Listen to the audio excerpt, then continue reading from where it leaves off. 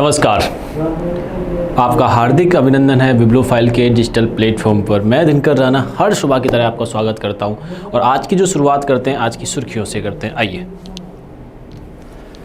वरिष्ठ राजनयिक विक्रम दोरईस्वामी को चीन में भारत का अगला राजदूत नियुक्त किया गया है। किसे नियुक्त किया गया बच्चों, ध्यान रखिएगा आप लोग। किसे नियुक्त किया? विक्रम, एक सेकंड मैं इसको डिलीट कर देते हैं।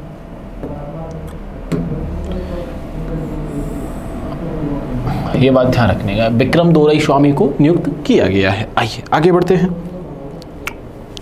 इस वर्ष राजस्थान का दिवस पारंपरिक 31 मार्च को मनाया जाता था, अभी 19 मार्च को मनाया जाएगा। मतलब कि जब हिंदू नववर्ष आता है तब मनाया जाएगा। नॉट ए कन्फर्म, ये भी नहीं है कि 19 मार्च को ही मनाया जाएगा।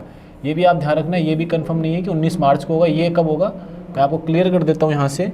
तो क्लियर आप यहाँ से याद रखिएगा कि जब नववर्ष आएगा, हिंदू नववर्ष आएगा, तब ये मनाया जाएगा। ये बात आप लोग यहाँ से ध्यान रखिएगा। चलिए आगे बढ़ते हैं। उत्तर प्रदेश के बांदा जिले में स्थित कालिंजर किले के आसपास पहाड़ी क्षेत्र 16 मार्च 2026 को भारतीय भूवैज्ञानिक सर्वेक्षण द्वारा राष्ट्रीय भू धरोहर स्थल घोषित किया गया है। ठीक है ना, ये उत्तर प्रदेश नहीं, महाराष्ट्र है। ठीक है, ये बात ध्यान रखिएगा। आगे बढ़ते हैं। लंदन की प्रतिष्ठित संस्था सेंट्रल बैंकिंग ने मंगलवार को आरबीआई की initiative of the year award देने का ऐलान किया। आरबीआई को, किसको किया है? आरबीआई, भारतीय reserve bank of India. Reserve bank of India को ये चीज़ कार्यरत की गई है। ये बात आप लोग यहाँ से ध्यान में रखिएगा। केंद्र सरकार ने 33,660 करोड़ की लागत औद्योगिक विकास योजना को यानी भव्य योजना को मंजूरी दी। इसी योजना के तहत देश भर में 100 प्लग एंड प्ले औद्योगिक पार्क विकसित किए जाएंगे। तो अपने मुद्दे की बात क्या है? क्या विकसित किए जाएंगे? 100 औद्योगिक पार्क विकसित किए जाएंगे। क्या विकसित किए जाएंगे? औद्योगिक पार्क विकसित किए जाएंगे। उद्योग को डेवलप करने के लिए, उद्योग का ज्ञान देने के लिए, इंडस्ट्री को डेवलप करने के लिए ये सारे कार्यक्रम चलाए जाएंगे। विश्व खुशी रिपोर्ट, ठीक है, हैप्पीनेस इंडेक्स जिसको बोलते हैं, जिसमें टॉप किया है फिनलैंड ने और भारत का जो स्थान रहा है वो 116वां रहा है। ठीक है, जो वैश्विक स्तर पर युवाओं के कल्याण पर सोशल मीडिया के हानिकारक प्रभाव को उजागर करता है। प्रसिद्ध इतिहासकार और लेखक विलियम डेलरिफिल ने अपनी पुस्तक the golden road how ancient India transformed the world के लिए प्रतिष्ठित मार्क लिंटन हिस्ट्री प्राइज 2026 जीता है। ये बात आप लोग यहाँ से ध्यान में रखिएगा। ये बात समझ में आई कि नहीं आई? क्लियर है? भारत सरकार ने इंडोनेशिया के साथ 9वीं शताब्दी के ऐतिहासिक ब्रह्मन मंदिर कॉम्प्लेक्स के जीर्णोद्धार और मरम्मत के लिए समझौता किया है। जीर्णोद्धार और मरम्मत के लिए समझौता किया है। ये बात आप लोग यहाँ से ध्यान में रखिएगा। ठीक है, भारत सरकार ने इंडोनेशिया के साथ 9वीं शताब्दी के ऐतिहासिक ब्रह्मन मंदिर जीर्णोद्धार और मरम्मत के लिए समझौता किया है। ये बात अपने को यहाँ से याद रखनी है। इंडोनेशिया के साथ किया है। किसके साथ किया है? इंडोनेशिया के हाल ही में किया है। संजय राजवंश वालों ने इसको बनवाया था। ठीक है, आइए। सचिवो चिरुबो मणिपुर में सनमाजिम धर्म का पालन करने वाले लोगों द्वारा मनाया जाने वाला चंद्र नववर्ष का त्यौहार है। हाल ही में नववर्ष हमने मनाई है, उसके नववर्ष से रिलेटेड इन त्योहारों के बारे में हमसे पूछा जाता है। आइए पहले क्वेश्चन पर चर्चा करते हैं। हाल ही में विक्रम दोरईस्वामी को किस देश में भारत के अगले राजदूत के रूप में नियुक्त किया गया है? ठीक है, विक्रम दोरईस्वामी, विक्रम दोरईस्वामी, विक्रम दोरईस्वामी। ठीक है ना, विक्रम दोरईस्वामी को क्या चुना गया बच्चों? चीन का राजदूत चुना गया। कहाँ का राजदूत चुना है? चीन का राजदूत चुना गया है। ये बात ध्यान रखना बच्चों, क्योंकि देखो भारत से राजदूत का मीनिंग क्या होता है? भारत से जितने भी लोग जाएंगे तो उनका निगरानी करना उनके लिए, ठीक है, उनकी सुरक्षा का ध्यान रखना। ठीक है, जैसे कि हाँ, हम लोगों ने एक प्लानिंग किया है कि हम लोग चीन में जाएंगे तो चाइना से वीज़ा लेंगे।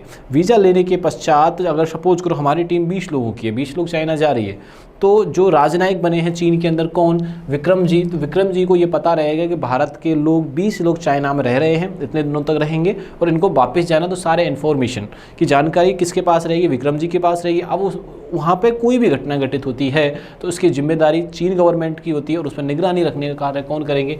विक्रम दोरईस्वामी जी करेंगे। ये बात आप लोग यहाँ से ध्यान में रखिएगा। ठीक है, तो कहाँ के राजदूत बने हैं? चीन के राजदूत बने। ऐसे अन्य अन्य देशों में भारत के राजदूत होते हैं, जैसे चीन के अलावा अमेरिका में है, इंग्लैंड में है। तो ऐसे करके अलग अलग देशों में भारत के क्या है बच्चों, तो आप याद रखनी है भारत के क्या है, अलग अलग क्या रहते हैं, राजदूत काम कर रहे होते हैं। ये बात आप लोग यहाँ से ध्यान रखिएगा। अब इसकी बेसिक जानकारी निकालने का प्रयास करते हैं। चीन की जो राजधानी है उसका नाम है बीजिंग।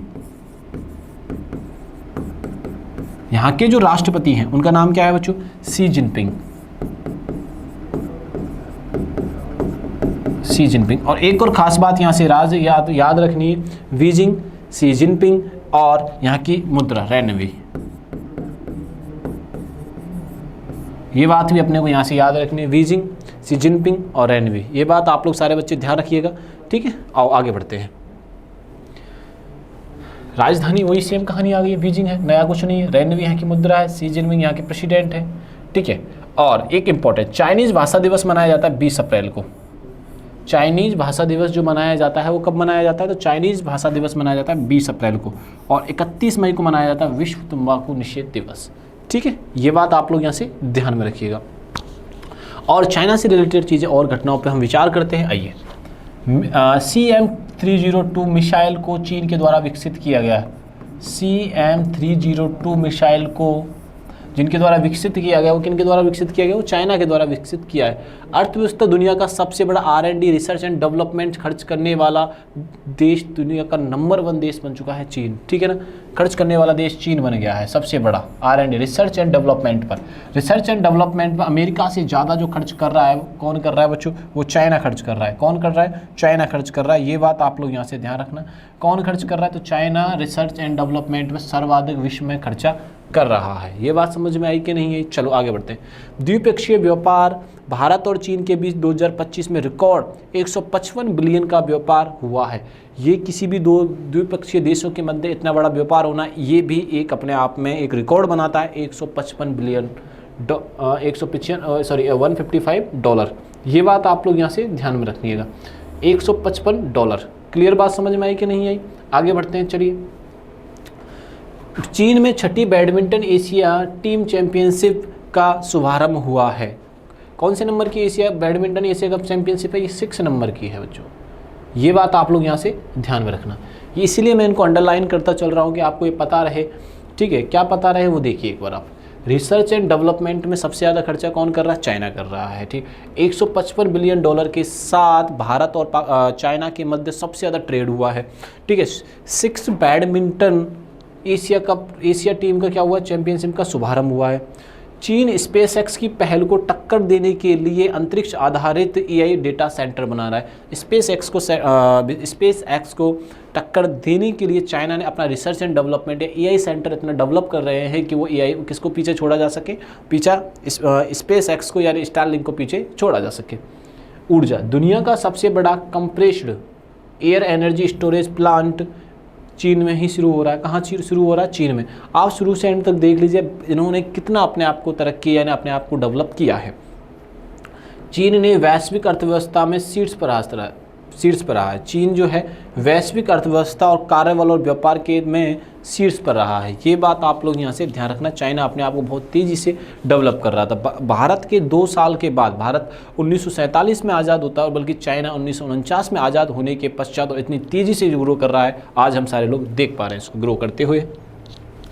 हाल ही में 19 मार्च को कौन सा राज्य दिवस मनाया गया, देखो बच्चों 19 मार्च, हाल ही में 19 मार्च डेट गई है। तो मैं आपको बता देता हूँ 19 मार्च को हिंदू नववर्ष सेलिब्रेट किया गया था।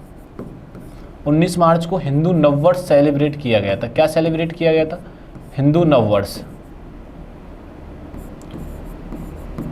हिंदू नववर्ष सेलिब्रेट किया गया था। हिंदू नववर्ष सेलिब्रेट कब किया जाता है, चैत्र मंथ की चैत्र शुक्ल प्रतिपदा को, शुक्ल प्रतिपदा को, ठीक है ना। इस अब क्या राजस्थान सरकार ने एक डिसीजन लिया। राजस्थान सरकार ने डिसीजन क्या लिया बच्चों, कि राजस्थान का जो स्थापना दिवस मनाया जाएगा, राजस्थान का स्थापना दिवस 30 मार्च के स्थान पर नव वर्ष पर मनाया जाएगा। कब मनाया जाएगा, नव वर्ष पर मनाया जाएगा, यानी हिंदू नव वर्ष पर मनाया जाएगा। और नव वर्ष किस तारीख को था, तो 19 मार्च को था। तो अब ये लॉजिक समझ में आया। ये लॉजिक आपको समझ में आ रहा होगा। 19 मार्च की जो कहानी कहाँ से स्टार्ट होती है, वो हिंदू नववर्ष से प्रारंभ होती है, चैत्र शुक्ल प्रतिपदा को, ठीक है ना। शुक्ल पक्ष की जो प्रतिपदा आती है उस दिन हम क्या सेलिब्रेट करते हैं, हिंदू नववर्ष सेलिब्रेट करते हैं। और कहाँ पे घटना घटित हुई है, तो ये न्यू ईयर का जो प्रोग्राम बनाया गया है, ये राजस्थान सरकार ने बनाया है। राजस्थान सरकार के जो सीएम हैं भजन लाल जी, उन्होंने इस पर कार्यरत किया है, ठीक है। तो यहाँ के जो सीएम हैं उनका नाम क्या है, भजन लाल जी है, उन्हीं ने ही ये कार्यक्रम प्रारंभ किया है, यानी भजन लाल शर्मा जी ने ये कार्यक्रम बनाया है। ये कौन है, भजन लाल शर्मा जी, तो ये है मुख्यमंत्री यानी चीफ मिनिस्टर है राजस्थान के। ये बात ध्यान रखिएगा। राजस्थान के जो गवर्नर है वो हरिभाऊ जी हैं, ठीक है। यहाँ की जो राजधानी है वो जयपुर है, जयपुर बोला करते थे, लेकिन अभी जयपुर बोलते हैं उसको, ठीक है। जयपुर को क्या कहते हैं, गुलाबी नगर कहते हैं।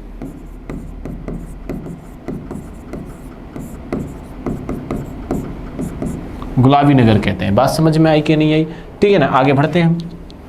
और इसको अंग्रेजी में याद रखिएगा, पिंक सिटी कहा जाता है। क्या कहा जाता है इसको, पिंक सिटी कहा जाता है। ये बात भी अपने को यहाँ से याद रखनी है, ठीक है। राजस्थान की लोकसभा राज्यसभा की सीटें भी आपको यहाँ से याद रखनी चाहिए। चलो उनके बारे में भी बात कर लेते हैं। लोकसभा की सीटें हमें याद रखनी है, राज्यसभा की सीटें हमें याद रखनी है, विधानसभा की सीटें हमें याद रखनी है, ठीक है। इसके साथ आपको मैं गुजरात के भी याद करवाने का प्रयास करता हूँ। लोकसभा की सीटें, तो लोकसभा की सीटें हैं हमारे पास, राजस्थान के पास 25 लोकसभा की सीटें। कितनी है बच्चों, 25। कितनी सीटें हैं, 25। और राज्यसभा की सीटें कितनी है, 10। और विधानसभा की सीटें कितनी है, 200। तो ये तो हमने बात कर ली गुजरात की और राजस्थान की। ये किसकी बात की हमने, राजस्थान की बात की। अब दूसरी तरफ चलते हैं, गुजरात की तरफ। गुजरात में एक सीट प्लस करते चलो, +1 करो, तो गुजरात में हो जाती है 26। इधर +1 करो, इधर हो जाती है 11। तो लोकसभा की सीटें कितनी है गुजरात में, 26 है। राज्यसभा की सीटें कितनी है, 11 है। और विधानसभा में 182 है, यानी कम कर दी जाती हैं इसमें। ये कहाँ का जुगाड़ हो गया, ये गुजरात का हो गया। और गुजरात के जो सीएम है उनका क्या नाम है, भूपेंद्र भाई पटेल। भूपेंद्र भाई पटेल, ठीक है। हर एक जगह पे अलग अलग क्या मतलब कि नववर्ष को अलग अलग रूप में मनाया जाता है। जैसे राजस्थान की नववर्ष की शुरुआत करें तो यहाँ पे नवरात्रा प्रारंभ किए जाते हैं। नववर्ष पे क्या किया जाता है, नवरात्रा यहाँ प्रारंभ किए जाते हैं। ये बात आप लोग यहाँ से ध्यान रखिएगा। नववर्ष पे नवरात्रा सेलिब्रेट किए जाते हैं। ये बात समझ में आई कि नहीं, अभी नवरात्रा चल रहे हैं अभी करंट में, ये बात आप लोग यहाँ से ध्यान रखना। और कर्नाटक का नववर्ष आपसे पूछ लिया जाए तो ये होता है उगादी। कर्नाटक का जो नववर्ष मनाया जाता है उसे बोलते हैं उगादी। अगर आपसे पूछ लिया जाए कि महाराष्ट्र के नववर्ष को क्या बोला जाता है, तो महाराष्ट्र के नववर्ष को क्या बोला जाता है बच्चों, तो इसको बोला जाता है गुड़ी पड़वा। ये बात आप लोग यहाँ से ध्यान रखना। उत्तराखंड में क्या बोलते हैं, उत्तराखंड में बिखू बोला जाता है। उत्तराखंड में क्या बोला जाता है, बिखू बोला जाता है। ये बात आप लोग यहाँ से ध्यान रखना। और विशु बोला जाता है, केरल में नववर्ष को बोला जाता है बिखू। ये बात आप लोग यहाँ से ध्यान रखना। बात समझ में आई ना। चलिए आगे बढ़ते हैं नेक्स्ट क्वेश्चन पे। पहले इसके बारे में जानकारी इकट्ठा करते हैं। डेट, मुख्य कॉन्सेप्ट, तारीख। मतलब राज्य सरकार ने फैसला लिया है कि अब से राजस्थान दिवस हिंदी पंचांग के अनुसार चैत्र शुक्ल प्रतिपदा को मनाया जाएगा। यही मैं अभी चर्चा अपन कर रहे थे। कब मनाए, वो डेट के ऊपर डिपेंड नहीं है, डेट से कोई मतलब नहीं है लेना देना। इसका तो सीधा सीधा मतलब है चैत्र शुक्ल प्रतिपदा से है, ठीक है।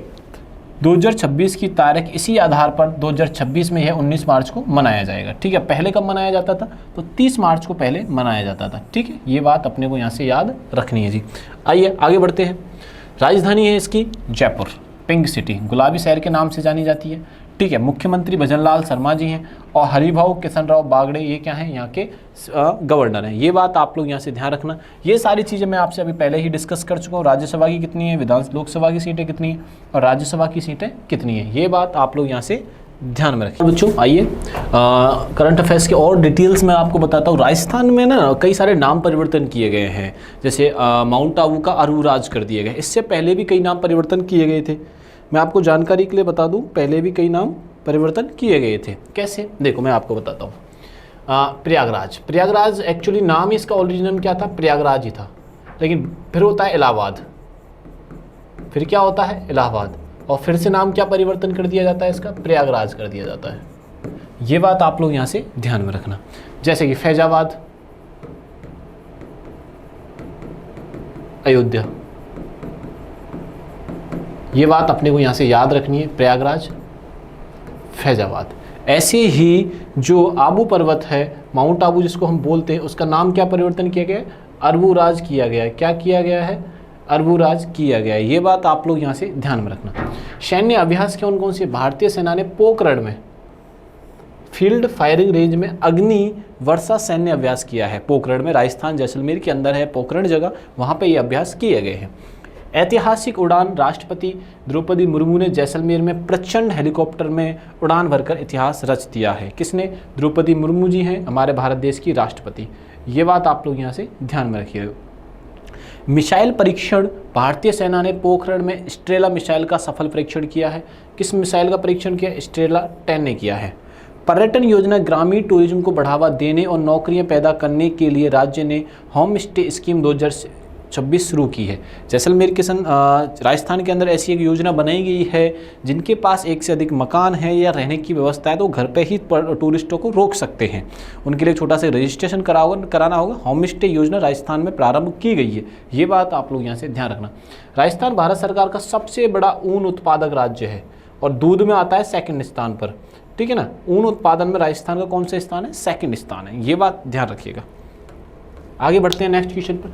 हाल ही में जीएसआई ने किस राज्य सरकार के कलिंजर किले के इलाके को राष्ट्रीय भू स्थल घोषित किया है, कलिंजर, जो कि मृत्यु पर भी विजय प्राप्त कर ले। ठीक है, ये किला है कलिंजर।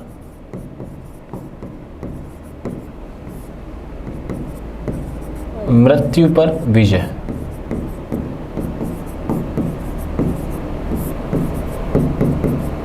विजय प्राप्त कर ले। ठीक है, विजय प्राप्त कर ले।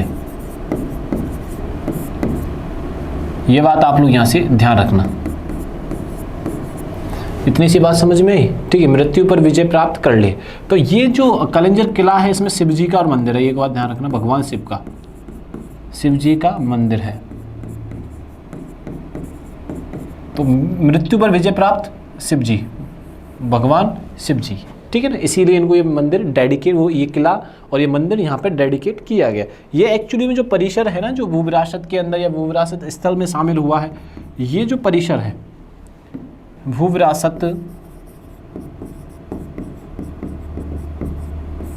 विरासत जो शामिल किया गया है, ये महाराष्ट्र में किया गया है। कहाँ पे किया गया है, महाराष्ट्र में किया गया है। ये बात आप लोग यहाँ से ध्यान में रखना। ठीक है, महाराष्ट्र की आपको सारी राजधानी है, मतलब सारी चीज़ें याद रखनी ही रखनी है महाराष्ट्र से रिलेटेड। ठीक है, ये बात ध्यान रखना। सबसे कम अप्रवास कहाँ से होता है बच्चों, सबसे कम अप्रवास महाराष्ट्र से ही होता है। अप्रवास सबसे कम कहाँ से होता है, और सबसे महाराष्ट्र होता है। सर्वाधिक कहाँ से होता है, तो वो होता है यूपी से। सर्वाधिक अप्रवास ये होता है यूपी से। ये बात समझ में आई कि नहीं। ये किस राज्य को आता है, महाराष्ट्र के अंदर आता है। ये बात ध्यान रखना। महाराष्ट्र से आगे चलते हैं। तो महाराष्ट्र की जो राजधानी वो मुंबई है, याद रखिएगा। मुंबई को कहा जाता है सपनों का शहर, भारत में ड्रीम सिटी कहा जाता है, सपनों का शहर कहा जाता है। ठीक है ना, और 7 द्वीपों का शहर कहा जाता है, 7 द्वीपों का शहर कहा जाता है। ये बात आप लोग यहाँ से ध्यान रखना। ठीक है, बात समझ में आई कि नहीं है। तो ये कहानी कहाँ की है भैया, महाराष्ट्र की है। ये बात आप लोग यहाँ से ध्यान में रखना। चलो आगे बढ़ते हैं।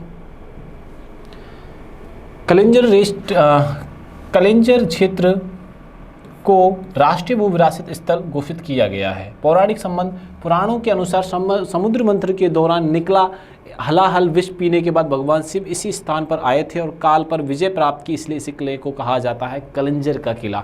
ये बात ध्यान रखना। पुराणों के अनुसार समुद्र मंथन के दौरान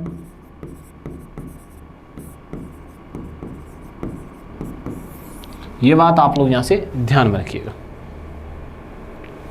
हाल ही में सेंट्रल बैंकिंग लंदन द्वारा initiative of the year award से किसे सम्मानित किया गया है, हाल ही में। ठीक है ना, ठीक है, हाल ही में सेंट्रल बैंकिंग लंदन के द्वारा सेंट्रल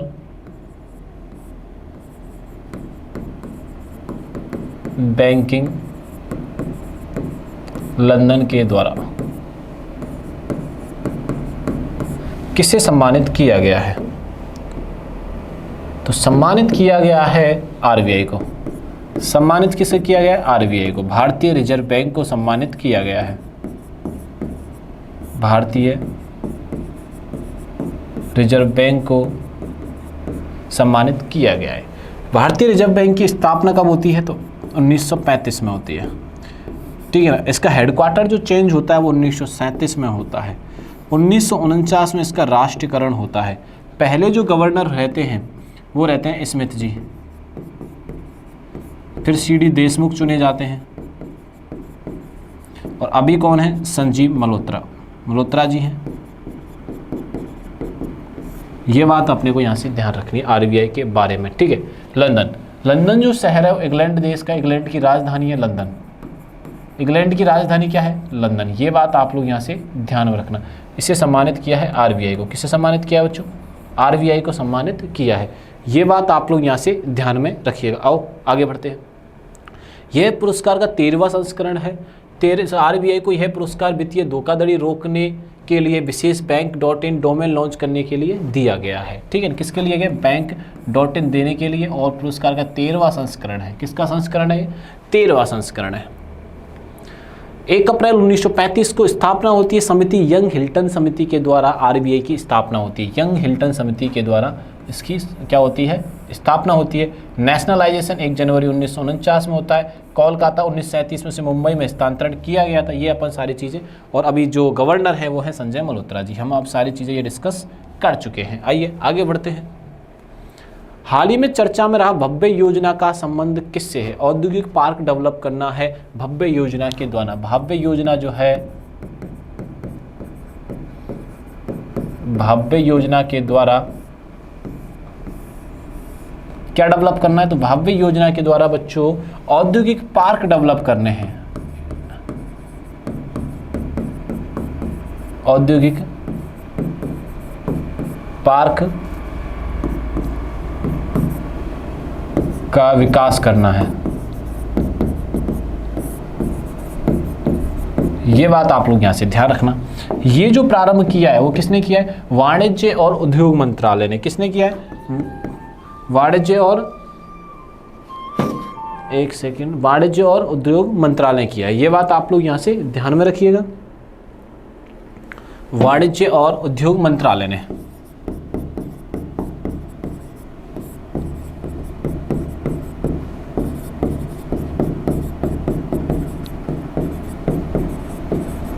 उद्योग मंत्रालय ने। ये बात अपने को यहां से याद रखनी है। चलिए आगे बढ़ते हैं। पूर्ण रूप भारत में औद्योगिक विकास योजना। भारत औद्योगिक विकास योजना जो भव्य की चीज़ें हैं, भव्य की जो फुल फॉर्म है वो यहाँ पे बताई गई। स्वीकृति, इसे हाल ही में कैबिनेट द्वारा मंजूरी दी गई है। प्रमुख बिंदु हैं इसके तहत 100 प्लग एंड इंडस्ट्रियल पार्क विकसित किए जाएंगे। कितने पार्क विकसित किए जाएंगे? 100, ठीक है। भव्य की फुल फॉर्म क्या है? ये आपके सामने है, ठीक है। कैबिनेट ने इसको मंजूरी दे दी है और 100 plug and industrial park develop किए जाएंगे। ये बात आप लोग यहाँ से ध्यान में रखिएगा। क्लियर हुआ कि नहीं हुआ? ये यहाँ पे ध्यान रखना है आपको। विकसित किए जाएंगे। विनिर्माण को बढ़ावा देना है। इस योजना के लिए 33,660 करोड़ रुपए का बजट आवंटित किया गया और यह योजना बनाई है 6 साल के लिए। और इसके वाणिज्यिक और उद्योग मंत्री कौन है? वाणिज्य के जो उद्योग मंत्री हैं वो हैं पीयूष गोयल जी। कौन है बच्चों? पीयूष गोयल जी। ये बात आप लोग यहाँ से ध्यान में रखिएगा। चलिए आगे बढ़ते हैं। हाल ही में विश्व खुशहाली दिवस भारत का कौन सा स्थान रहा है 2026 के अंदर? हैप्पीनेस इंडेक्स यानी विश्व खुशहाली दिवस।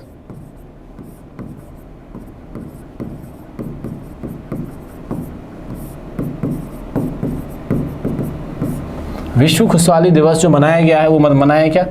जो पहली पोजीशन में आपको बताता हूं, पहली पोजीशन पर रहा है फिनलैंड। ये बात आप लोग यहां से ध्यान रखना। भारत की जो पोजीशन रही है वो रही है 116वीं। यही हमसे पूछा जा रहा है कि भारत की पोजीशन कौन सी रही है बच्चों? 116वीं रही है। तो इसके विश्व खुशहाली मापने का जो पैरामीटर्स होते हैं वो अलग अलग होते हैं।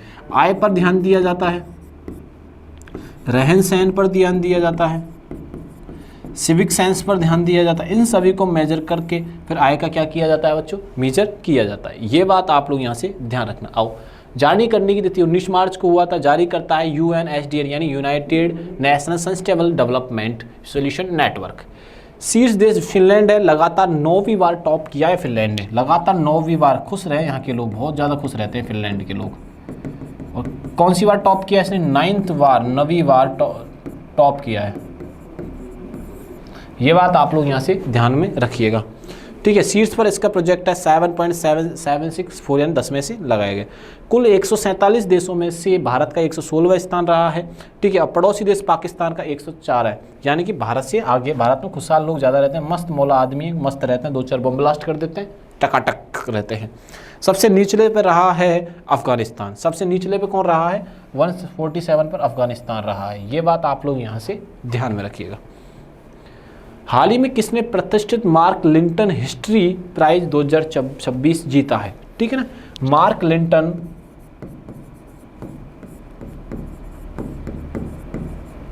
मार्क लिंटन हिस्ट्री पुरस्कार, ठीक है, 2026 जीता है, ठीक है ना। वो किसने जीता है बच्चों, वो जीता है विलियम डेल रिफल ने। विलियम डेल रिफल ने।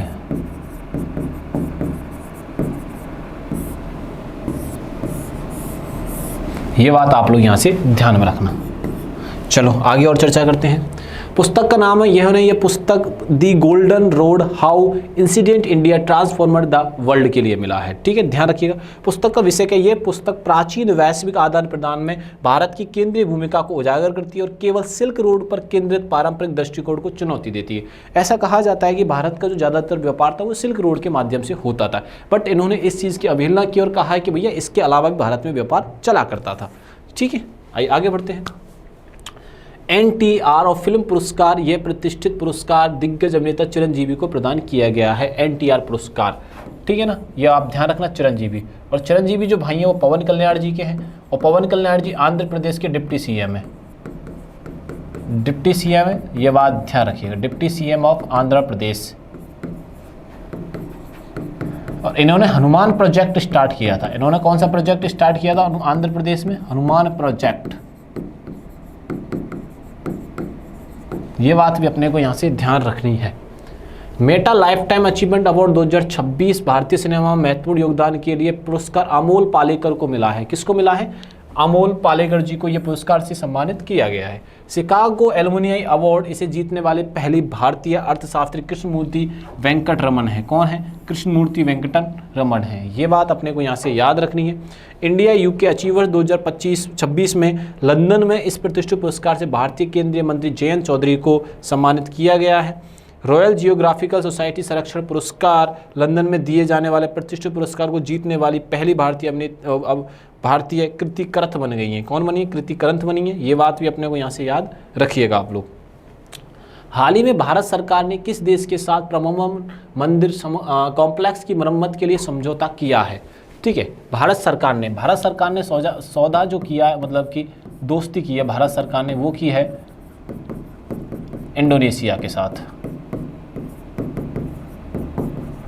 इसमें क्या होगा, इस मरम्मत के दौरान, इस मरम्मत में ये किया जाएगा बच्चों कि जो टूटा मंदिर है, उसमें टूटे मंदिर को या उनके पत्थरों को सही किया जाएगा, उनके पत्थरों को सही किया जाएगा, ठीक है। कौन से मंदिर की बात कर रहे हैं, ब्रह्मानंद मंदिर कॉम्प्लेक्स की बात कर रहे हैं, ठीक है। ब्रह्मानंद मंदिर कॉम्प्लेक्स की बात कर रहे हैं, यहाँ से ये याद रखनी है, ठीक है। और ये संजय राजवंश वालों ने इसको बनवाया था, संजय राजवंश वालों ने बनवाया था। और किसके साथ समझौता किया है, तो इंडोनेशिया के साथ समझौता किया है। आइए आगे जानने का प्रयास करते हैं। मरम्मत, भारत इसके जीर्णोद्धार में मदद कर रहा है, जहां वास्तविक पत्थरों को वापस बारीकी से जोड़ा जाएगा, वापस जो पत्थर टूटे उनको वापस बारीकी से जोड़ा जाएगा। इस संबंध है संजय राजवंश से है। किससे संबंध है इसका, संजय राजवंश से है। यह त्रिमूर्ति भगवान महादेव, विष्णु जी और ब्रह्मा जी की है को समर्पित है, एक विशाल हिंदू मंदिर है। इसे 1991 में विश्व धरोहर में घोषित किया गया था। ये बात आप लोगों को यहाँ से ध्यान रखनी है। आशियन, इंडोनेशिया की राजधानी जकार्ता है। इंडोनेशिया की राजधानी क्या है? जकार्ता है। ये आप यहाँ से ध्यान रखना। एक्ट ईस्ट पॉलिसी शिक्षक ने एक शानदार ब्लू फ्लो चार्ट बनाया है जो दिखाता है कि दक्षिण पूर्व एशियाई और एशियन देशों के साथ अपने संबंध कैसे मजबूत कर रहा है। इसके तहत भारत इंडोनेशिया के साथ ब्रुनई, फिलीपींस, वियतनाम, कंबोडिया, जहां प्रसिद्ध आगरा वाट मंदिर है, जहां सांस्कृतिक कूटनीति संबंध बढ़ा रहा है। ठीक है, ये बात आप लोग यहाँ से ध्यान में रखिएगा। आइए आगे बढ़ते हैं। हाल ही में सजीवो चेरियाई ओवा नववर्ष कहाँ सेलिब्रेट किया गया है? ठीक है, चेरियाई ओवा फेस्टिवल, चेरियाई ओवा फेस्टिवल, ठीक है ना, नववर्ष ये सेलिब्रेट किया गया है मणिपुर के अंदर। ये नववर्ष पे सेलिब्रेट किया गया है और मणिपुर के जो नए सीएम चुने गए युमनाम खेमचंद जी, युमनाम खेमचंद जी को, ये बात आप लोग यहाँ से ध्यान रखना। और इससे पहले क्या हुआ था, यहाँ पे एक हिंसा चल रही थी, वो कुकी और मैती को लेके, कुकी और मैती को लेके वो हिंसा चली थी और बहुत लेवल पे चली थी। ये बात आप लोग यहाँ से ध्यान में रखिएगा। भारतीय नववर्ष का शुभारंभ चैत्र शुक्ल प्रतिपदा को होता है, जो नवरात्रि की शुरुआत का प्रतीक है। 19 मार्च को पड़ा। महाराष्ट्र में पढ़ाया जाता है नववर्ष पे जो त्यौहार मनाया जाता है वो गुड़ी पड़वा है। मणिपुर में चेरियाई ओवा मनाया जाता है। कर्नाटक और आंध्र प्रदेश में उगादी मनाया जाता है, ये मैं पहले डिस्कस करता हूँ। जम्मू एंड कश्मीर में नवरेह मनाया जाता है। सिंधी समुदाय द्वारा भगवान झूलेलाल की जयंती के रूप में इसे चेटीचंड के रूप में मनाया जाता है। ये बात आप लोग यहाँ से ध्यान रखना।